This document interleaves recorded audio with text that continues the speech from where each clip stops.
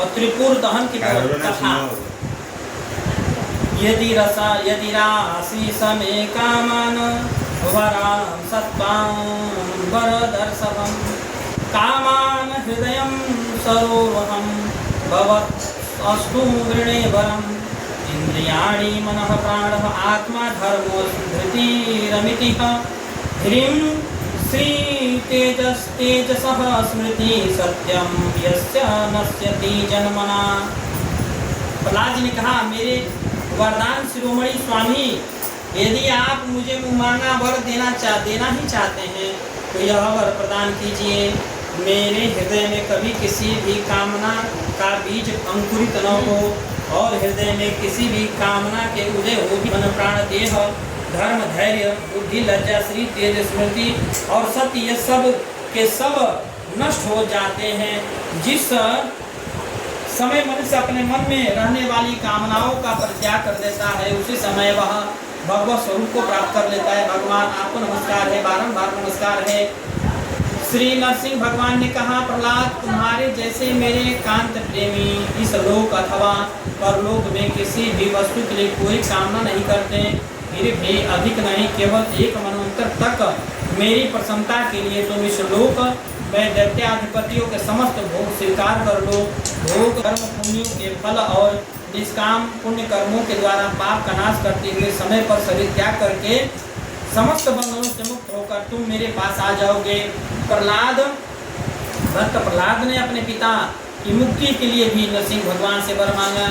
नारद जी कहते हैं, युधिष्ठिर, नरसिंह भगवान ब्रह्मा जी के द्वारा की पूजा को स्वीकार करके तथा उन्हें यह कहकर कि आप दैत्यों को ऐसा वर न दिया करें, वही अंतर्ध्यान हो गए। इसके बाद प्रहलाद जी ने भगवत स्वरूप ब्रह्मा जी, शंकर जी तथा प्रजापति और सभी देवताओं की पूजा की। तब और मुनियों के साथ ब्रह्मा जी ने प्रहलाद जी को समस्त दैत्य और दानों का अधिपति बना दिया और वे लोग अपने अपने लोग को चले गए। युधिष्ठिर, तुमने मुझसे पूछा था कि भगवान से द्वेष करने वाले शिशुपाल आदि उनके सारूप्य की प्राप्ति कैसे हो, उसका उत्तर मैंने दे दिया। भगवान श्री कृष्ण ही एकमात्र आराध्य देव है। प्राचीन काल में बहुत बड़े मायावी मायासुर ने जब रुद्रदेव की कमनीय कीर्ति पर कलंक लगाना चाहा, तब कृष्ण ने फिर से उनके यश की रक्षा और विस्तार किया था। युधिष्ठिर ने पूछा, नारद जी, मैं दानव किस कार्य से रुद्रदेव का यश नष्ट करना चाहते थे, एवं भगवान श्री कृष्ण ने किस प्रकार उनके यश की रक्षा की, आप कृपा करके बताइए।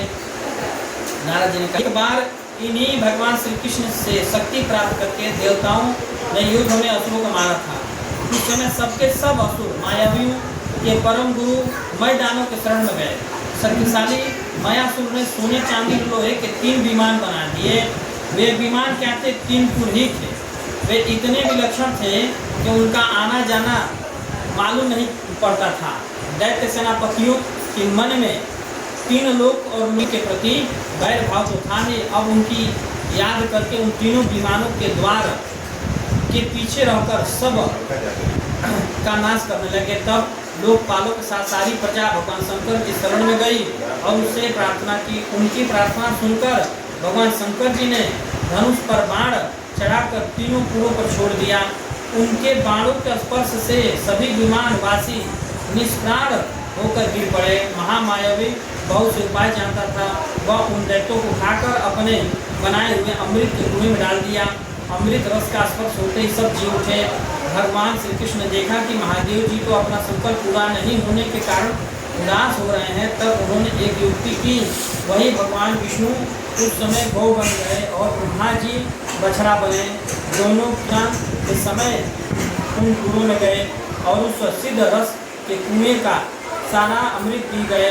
तथापि उसके रक्षक दैत्य इन दोनों देख रहे थे, फिर भी वे भगवान की माया से मोहित होकर उन्हें रोक न सके।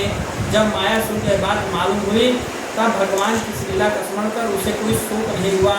शोक करने वाले रक्षकों साई देवता, असुर, मनुष्य आदि अथवा कोई भी प्राणी अपने पराय तथा दोनों के लिए जो प्रारब्ध विधान है उसे मिटा नहीं सकता। तब शोक किस लिए करना है? इसके बाद भगवान श्री कृष्ण ने अपनी शक्तियों के द्वारा भगवान शंकर के युद्ध की सामग्री तैयार की। इन सामग्रियों से सज धज कर भगवान शंकर ने अभिजीत मुहूर्त में धनुष पर बाण चढ़ाया और तीनों दुर्भेद विमानों को भस्म कर त्रिपुरारी को पदवी प्राप्त की। इस स्कंद में 11 से लेकर 15 अध्याय में धर्म का ऐसे तो उसकी बहुत सी बातें दूसरे ग्रंथ में नहीं मिलती। जहाँ वर्ण धर्म का निरूपण है वहाँ ऐसी बात कही गई है जो आज की भाषा में क्रांतिकारी है।